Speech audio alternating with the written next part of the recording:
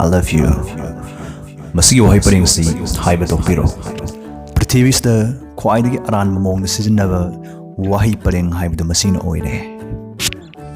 Tasengna masi kanagumba amada haibadadi khwaidagi thak wangba wahai pareng amani. Adubu aikoina wahai parengsi masagi chanfam thokpa matik mayai loina handuna artha thokna hairibra natraga mara leitaba punchi kharabu sarak tamnabgidamak haigalang oina sijinnaribra haiba wahangsini. Reporter amana hal oiraba mati manauda hangkiba lai. Ipuge bokana sumna sukuina chahi marfu mangasi sumkai kainadana asmani laiminaragisi kamdaunano nasu aikoi sukhangjaba yagadra. Hal oirabi nupidugi pakhumna khujinna silapagum aigi punsiba misingna singhankibani. Mahakna sumna hairaki karigi yadani ibok haige. Aikoina asigumba matam amada poki maduri karigumba amana tekla kare matamda aikoina potuba langthokpagi mahutta semjinduna oina sijinai. Paukumsina aibu mitkup amadi tuminna lahenki. Mitkup sigi matungda aigi mitsi phalakpada ngairibagum aigi nasi hulakpada ngairibagum matam sigi phatta haudi pumba amagi mathangda ama mayek lana uba horakhi. Masigi anawa mirol singsna nungsibani haribasimukti tasengma amak payawdraba nungsibadamukti ayambana natte haibasi ai khanglakhi. Asengmani masidi nungsiba natte masidi mapu oiningbani. Yam khangu hirubadi natade adubu ngasigi mirol singsdi ayambana anisigi khetnabasi sungkhang khangjalaktre haibasimadi mayak sengna khangi. Anisigi marakta chamamnarimkhai aina nangba nungsi haiba wahi parengsi khak haige khanganu sungai haiganu mari leinaba wahi pareng phauba thokhanganu. Nungsiba mapu oiningba anisigi khetnabadom khangbiningbra. Fare akhangba khara lanthokjage pukning changna tabiyu. Mayamna toina hainaba ikang khangnaraba thajanabi love is blind sidagi lanba horabani. Aseng manungsibadi mamitang loi chama mayek sengna ugani. Aseng manungsibada daita tangkai longnagadabani. Sina nangini sina aigini 50-50 haiba lairoi. Masidi chama ni total commitment. Masdi karbar nati sendong phangloi section chatkadabani taraklaga sokkani haiba circus ki thori chatpiduga sumanaroi. Masimakti mahausa oibe hulni masa na maranai mathok torakkadabani khong hamning mag amhani. Mana nangbu tasingna nungsiba mong oiragadi nangna pamjaba khudimak natramaksu ayambadi hainarubu tawdana torakkani haibani.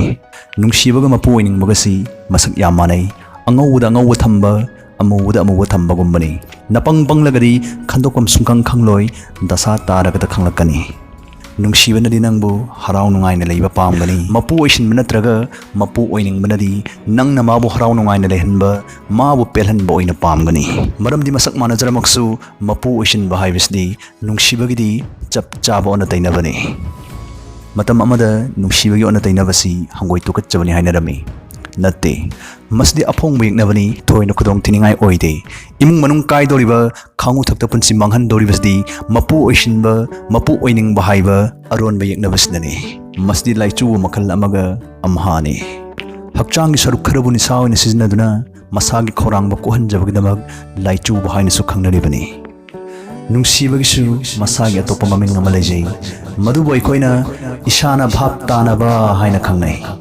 Mapu oisinbana ai haiba matamda nungsibana aikoi haigani. Mapu oisinba haibasdi poni sarangni nungsibadi jiba yokliba samudraduni pak chawdo imaiduni.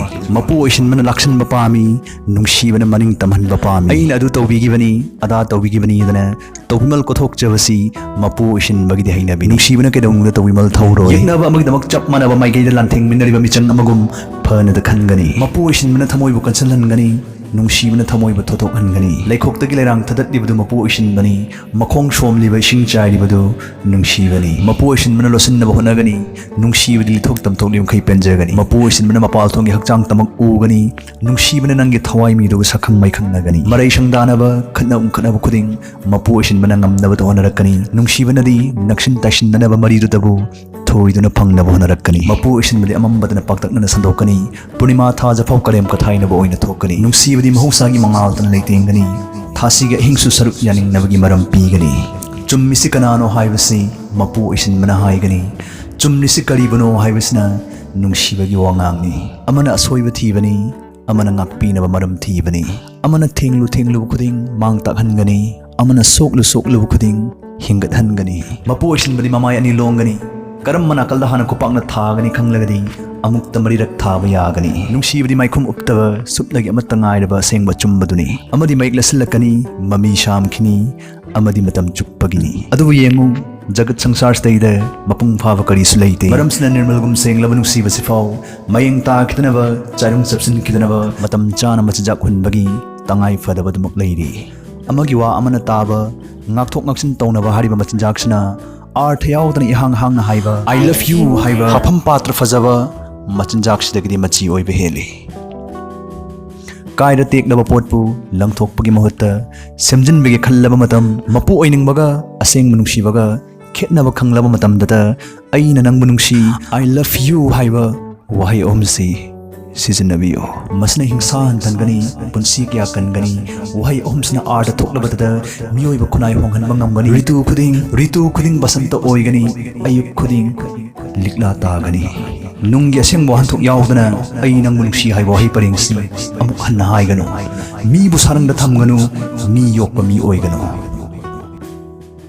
karigumba adomgi nasagi phone number du maktadagi call la agadi sungpai pai khatpirunu masi adugi madi kudong thingai oiba yam lines thuganba lang amani khangninganba langtaknaba haibasi mioibagi honasani asigumba mioibagi hulsibu khoisha oina siznaduna bigyan bulana siznaragata nungaijaba dum phatraba mioisingna maikhum marumdagi huran chinthi crime kaya tattana tawri asigumba langsida thururaba mioisingna phongdorakpada isagi number na isagi phone da call toksilakpasibu oithokpa jala masidi paikalaga dum yenge haiba sigumba khangningba langtaknaba sigumba khangning yengningmagi hulsna thamai chanduna phone du oklubudagi da sadu takhibani dana phongdongdaragdi scammers asigumba ain kaiba thabak tawba criminal singsi ayambana mioibagi pungni waneina thoidokpa wangangi anem awang sizinaduna mibulana thajanbada jangkholaba dugumba haithoiraba psychologist singni akanaba computer program sinaduna sarakpa nangi number du chamanaba number du dagi